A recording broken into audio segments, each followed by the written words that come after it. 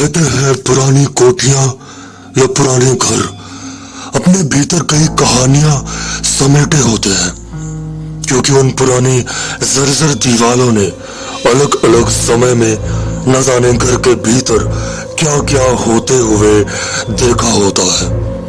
तो नमस्कार दोस्तों, स्वागत है एक नई कहानी में। एक ऐसे ही पुराने चर्चित घर की कहानी लेकर आया हूँ आज। कहते हैं जो भी इस घर में रहने आया उसकी दर्दनाक मौत हो गई। यह घर यादों का हसीन बसेरा कभी किसी परिवार के लिए नहीं बन पाया। इसने सिर्फ गहरे जख्म और डरावनी यादें ही दी हैं लोगों को। तो चलिए शुरू करते हैं। अमेरिका के सुदूर दक्षिण में स्थित, जहां गर्मियां गर्म होती हैं और हवा में अत्यधिक काम करने वाले दासों और क्रूर मालिकों की रूहें भरी होती है, लुइसियाना के सेंट फ्रांसिस विले में माइटल्स प्लांटेशन स्थित है। अपने आलीशान बरामदे, नीले रंग की सजावट और 20 कमरों के साथ यह ऊंची जमीन पर स्थित है, जो आपके नजदीक पहुंचने पर एक किले जैसा प्रतीत होता है। यह कहानी ऐसे लगती है मानो किसी किताब से निकली हुई हो। हालांकि इसका इतिहास कमजोर दिल वालों के लिए नहीं है। आप लोगों का दिल मजबूत तो है ना?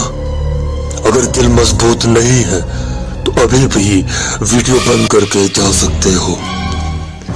हमारी कहानी एक नवविवाहित जोड़े श्री और श्रीमती क्लार्क वुडरफ से शुरू होती है।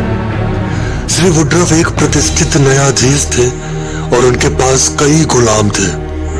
जैसा कि उस समय एक आम बात थी, गुलाम रखना एक आम बात थी भाई। उनके घर में काम करने वाली एक गुलाम का नाम क्लो था। यह एक महिला थी जो कई सालों तक वुडरफ की क्रूरता का शिकार रही। ऐसा कहा जाता है कि क्लो के साथ श्री वुडरफ के शारीरिक संबंध थे।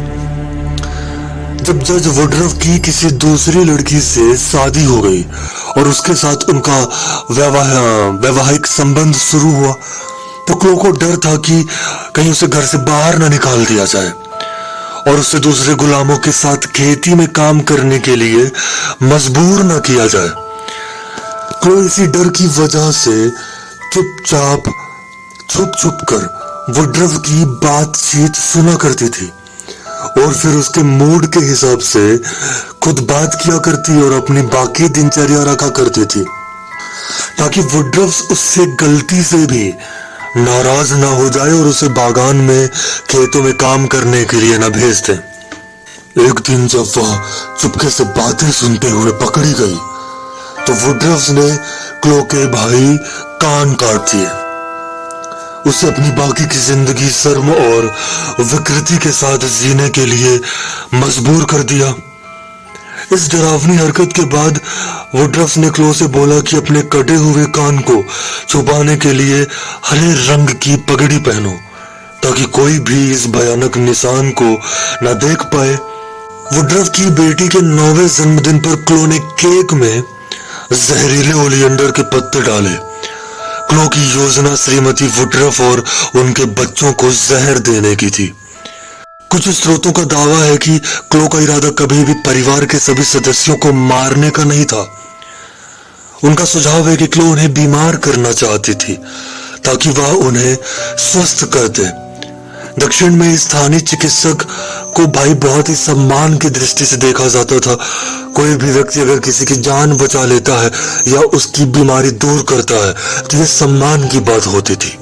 लेकिन दुखद रूप से यह खुराक जानलेवा थी और इसने श्रीमती वुडरफ और उसके 2 बच्चों को मार डाला। बागान में उसके बाकी लोगों को, जो काम करते थे, दोस्तों को जब इसकी जानकारी मिली तो उन्हें यह डर था कि कहीं उन कत्लों का इल्जाम सबके ऊपर ना आ जाए। इसलिए अन्य दासों ने बदला लेने का बीड़ा उठाया। क्लो को गर्दन से लटका दिया गया ताकि सभी लोग देख सके कि बाकी गुलाम उसके इस बुरे कार्य में या उसके इस मर्डर में शामिल नहीं थे।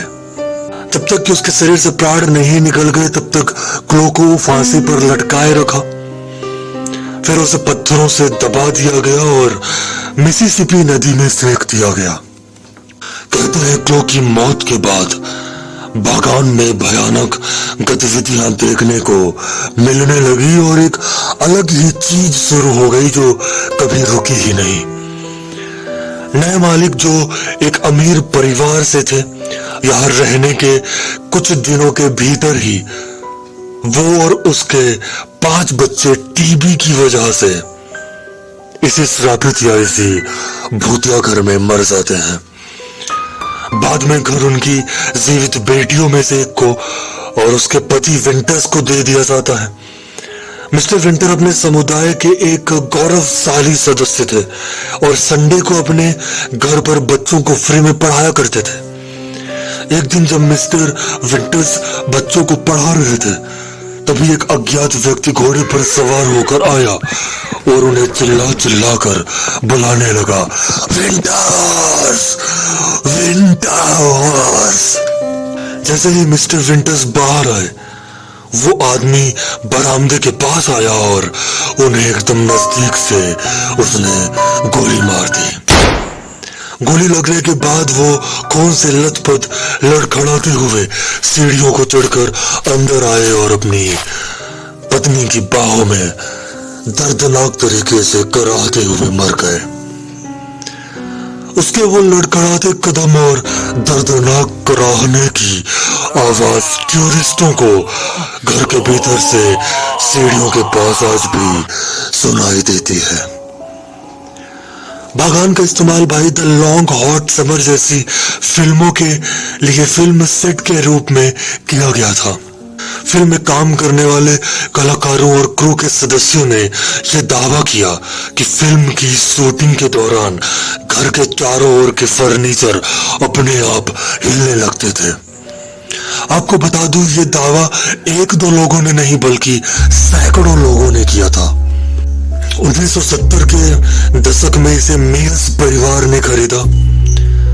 तब से यहाँ भूतिया और डरावनी गतिविधियों की घटनाएं और भी ज्यादा ध्यान देने योग्य हो गई थी। कई मेहमानों और निवासियों ने बताया कि उन्होंने हरे रंग की पगड़ी पहने एक युवा लड़की की परछाई को पूरे परिसर में घूमते हुए देखा था। 1992 में मालिक ने एक मशहूर तस्वीर खींची थी जिसके बारे में उनका मानना है कि उसमें क्लो की आत्मा है। घर के मालिक ने बताया उन्होंने एक शाम बस यूं ही घर के उस कोने की तस्वीर खींच ली। मिस्टर मेयर्स ने बताया कि जब उन्होंने फोटो खींची थी तब वहां कोई नहीं था, लेकिन फोटो बनकर जब तैयार हुई तो उनके होश ही उड़ गए क्योंकि उस फोटो में एक लड़की जो पगड़ी पहने हुए है साफ दिखाई दे रही थी। ये बात अपने आप में बेहद चौंकाने वाली है। मिल्टर्स बागान के दर्पण। घर के अंदर सबसे ज्यादा परेशान करने वाली डरावनी घटनाओं में से एक थी यहाँ के शीशों की कहानियां। भव्य दालान में डाइनिंग रूम्स के ठीक बाहर एक प्राचीन दर्पण है। लोगों ने बताया कि वुडरफ के बच्चे उस कमरे के पास दर्पण में आज भी दिखाई देते हैं जहां उन्हें जहर दिया गया था। एक शोधकर्ता ने पाया कि हर बार जब दर्पण को बदला जाता है या फिर से चांदी चढ़ाया जाता है तो वही हाथ का निशान फिर से दिखाई देने लगता है जैसा निशान पहले वाले दर्पण पे मौजूद था। कई भूतिया कहानियों के बावजूद इस बात पर कुछ बहस है कि क्या क्लो अभी भी अस्तित्व में है या वक्त के बीतने के बाद उसकी भटकती आत्मा को अब शांति मिल गई है। इस सवाल का सही जवाब तो कोई नहीं दे सकता।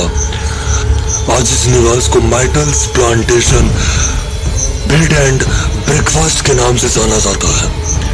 नेशनल जियोग्राफी के अनुसार इसे अमेरिका के सबसे भूतिया और खूनी घरों में से एक माना जाता है। टूरिस्ट यहाँ दिन के समय घूम सकते हैं।